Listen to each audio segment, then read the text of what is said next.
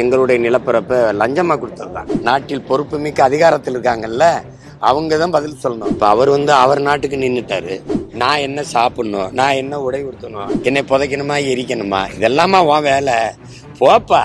சின்ன பிள்ளை விவகாரம் அது, இதை விட்டுருவோம். சார், இப்போ இலங்கையுடைய வெளியுறவுத்துறை அமைச்சர் சொல்லியிருக்காரு. இப்போ தாவேகா மாநாட்டில் விஜய் பேசியிருந்தாரு, கச்சத்தீவை மீட்டு கொடுங்க அப்படின்னு சொல்லிட்டு பிரதமர் எடுத்திருந்தார். இதை குறிப்பிட்டு பேசவே இல்லை. நம்ம அரசியல்வாதிகள் புரிஞ்சுக்கணும், அது எங்களோட இது அப்படின்னு சொல்லியிருக்காரு. கச்சத்தீவை கொடுக்க முடியாது அப்படின்னு சொல்லியிருக்காரு. அது உங்களுடைய கருத்து?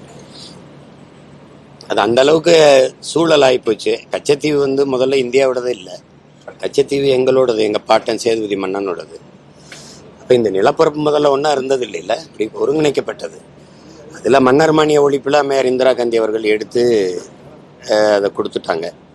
அது காரணம் இங்கே பாகிஸ்தான், சீனா அந்த பக்கத்தில் ஆதிக்கம் செலுத்தக்கூடாதுன்னு, தெற்காசிய பிராந்தியத்தில் இலங்கையை தன் கட்டுப்பாட்டில் வச்சுக்கணுன்ட்டு எங்களுடைய நிலப்பரப்பை லஞ்சமாக கொடுத்தது தான். இப்போ பாராளுமன்றத்தில் பேசி ஒரு தீர்மானம் போட்டு அப்படிலாம் கொடுக்காம தன்னிச்சையாக எடுத்து கொடுத்தது தான். அதனால வந்த பின்விளைவுகள் உங்களுக்கு தெரியும். ஒரு ஒப்பந்தத்தில் 99 ஆண்டுக்கு அப்படி லீஸுக்கு மாதிரி கொடுத்தது அது உங்களுக்கு தெரியாது. அது யாரும் பேச முடியல. அவர் ஒன்றும் தெரியாமல், வரலாறு தெரியாமல் பேசிட்டுக்கிறாரு. அவங்க இதுன்னு இந்தியா இதில் நாட்டின் பிரதம அமைச்சர் கூட அந்த அரசியலுக்காக பயன்படுத்திக்கிறாங்க.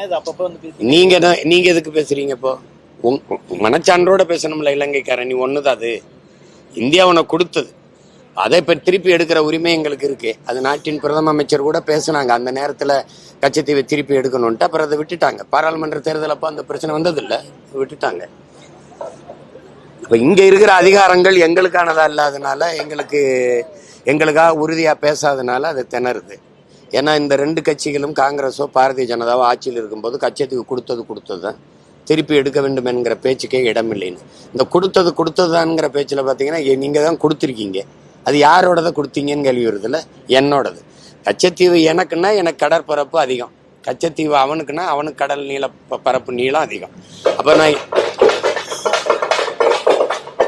நாங்கள் எல்லை தாண்டி வர்றோம்னா, அப்போ இந்த நாட்டின் குடிகளுக்கான மீன் பிடிக்கிற உரிமையை பெற்றுக் கொடுக்க வேண்டியது, அவனுடைய வாழ்வாதாரத்தையும் வாழ்வுரிமையும் உயிரையும் பாதுகாக்க வேண்டியது இந்த நாட்டின் பொறுப்பா இல்லையா?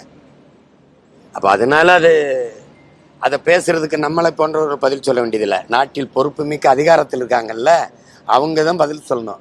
இந்த நாட்டின் வெளியுறவுத்துறை அமைச்சரோ, பாதுகாப்புத்துறை அமைச்சரோ, மீன்வளத்துறை அமைச்சரையோ, என்னையா அது நீ இப்படி பேசிட்டு இருக்கிற, அது எப்படியா ஒண்ணுதாகும்னா அது பேசணும். அது அவங்க பேச மாட்டாங்க. யார்கிட்ட பேச மாட்டாங்கன்னு தெரிஞ்சுதானே பேசுறேன். இப்ப எங்கிட்ட அதிகாரம் வந்துருச்சுன்னு வச்சுக்கிறீங்க, அவர் தான் அப்படி பேசிடுவாரா, இவங்க தான் பேசாம இருந்துருவாங்களா?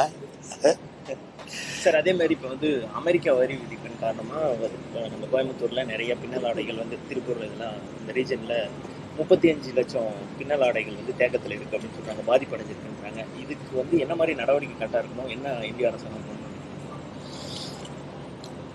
செய்யாத? நம்ம ஏற்றுக்கொண்ட பொருளாதார கொள்கையில் வந்த பிரச்சனை ஒவ்வொன்றும் சார்பா போனதுனால, அது உலகத்தை சந்தையாக்குனதுனால வந்த பிரச்சனை. இப்போ அவர் அவர் நாட்டுக்கு நின்றுட்டாரு, நம்ம நாட்டில் நம்ம வர்த்தகர்கள் பாதிக்கப்படுறாங்க. அப்போ அதில் அந்த பாதிப்பிலிருந்து மீள்றதுக்கு நாடு உடனடியாக ஒரு முடிவை எடுக்கணும். இல்லைன்னா சுத்தமாகவே இந்த நாட்டு மக்களினுடைய, நம்ம தேசிய முதலாளிகள், குறிப்பாக இந்த மாதிரி பின்னல் ஆடை இந்த முதலாளிகளுடைய இதெல்லாம் எதிர்காலம் ரொம்ப கேள்விக்குறியாயிரும், ரொம்ப கஷ்டமாயிரும். அப்போ அப்படி அந்த நாடு முடிவெடுக்கும்போது நாம் என்ன முடிவெடுக்கணும்னு முடிவெடுக்கணும். இப்போ தானே பிரதமர் தற்சார்புன்னு ஒரு வார்த்தையே பேசுகிறாப்புல, இன்னைக்கு தான் பேசுறாரு. கால்நடை விவசாயிகள்ங்கிறாரு, விவசாயம்ங்கிறாரு. இந்த சுதந்திர தினத்துல தான் அதை பேசுறாங்க. பார்ப்போம் எப்படி போகுதுன்னு பார்ப்போம். சரி, இல்லை சார், இப்போ மோகன் பகத் சொல்லியிருக்காரு, இந்தியர்கள் 3 குழந்தைகள் பெற்றுக்கணும் அப்படின்னு சொல்லியிருக்காரு. எல்லாத்துக்கும் சட்டம் போட முடியாதுல்ல தம்பி. என் விருப்பம், நான் எத்தனை பிள்ளை பெற்று, நான் 6 பெற்றுக்கிட்டேன்னா என்ன பண்ணுவீங்க?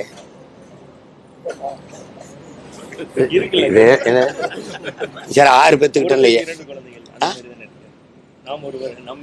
நீங்க தான் சொன்னீங்க குடும்ப ஃபேமிலி பிளானிங்னு ஒன்று கொண்டு வந்தது நீங்க. நாம் இருவர் நமக்கு இருவர் நீங்க, அப்புறம் நாம் இருவர் நமக்கு ஒருவர் நீங்க, நாம் இருவர் நமக்கு இதுக்கு இன்னொருவர் நீங்க. இப்ப 3 பெற்றுக்கிறீங்க. நாம் இருவர் நமக்கு 3வரா? நான் 6ங்கிறேன். இதெல்லாம் எது நான் என்ன சாப்பிடணும், நான் என்ன உடை உடுத்தணும், நான் எந்த மதத்தில் இருக்கணும், நான் என்ன சாமியை கும்பிடணும், என்னை புதைக்கணுமா எரிக்கணுமா, இதெல்லாமா உன் வேலை, போப்பா. தெருவுக்கு தெரு போதை பொருளை விற்றுக்கிட்டு கஞ்சா விற்றுக்கிட்டு கணக்கில்லாத போதையும் சாராயம் ஊற்றி வச்சுட்டு 3 பிள்ளை பேருனா இப்போ எப்படி பெறுவான்? சரி சார், இப்போ வந்து விஜய் மாநாட்டில், தாவேகா மாநாட்டில் ஒரு 2 பசங்க இளைஞர்களுடைய பிரச்சனை போயிட்டு இருக்கு. கவுன்சிலர்ஸ் வந்து தூக்கி போட்டாங்க, நான் என்னை தான் தூக்கி போட்டாங்கன்னு ஒருத்தர் வந்து சரத்குமாருங்கிற ஒரு கேஸ் கொடுத்துருக்காரு, இன்னொருத்தர் இல்லை அப்படின்னு சொல்றாரு. இதில் ஒரு குழப்பம் நீடித்துட்டு இருக்கு. இதில் ஏதாவது ஒரு உள்நோக்கம் இருக்கும்னு நினைக்கிறீங்களா? இதெல்லாம் ரொம்ப சின்ன சின்ன செய்தி, இதெல்லாம் ஒரு பெருசு பிடித்திருக்க வேண்டியதில்லை. அவங்களே சின்ன பிள்ளைங்க, ஒருத்தர் இல்லைன்றாரு, அப்புறம் அவர் ஆமான்றாரு. இதுக்குள்ளே போய் இதை ஒரு இவ்வளோ பெரிய ஊடகம் இவ்வளோ பெரிய இதெல்லாம் எடுத்து விவாதிக்கிற அளவுக்கு ஒரு செய்தி இல்லை. அதை விட்டுறணும், விட்டுட்டு அதை கடந்து போயிருங்க. அது ஒரு சொல்லுவாங்களா, அதில் சின்ன பிள்ளை வியாபாரம் விஷயம்ப்பா அப்படின்னு, அது மாதிரி சின்ன பிள்ளை விவகாரம், அது அதை விட்டுருவோம்.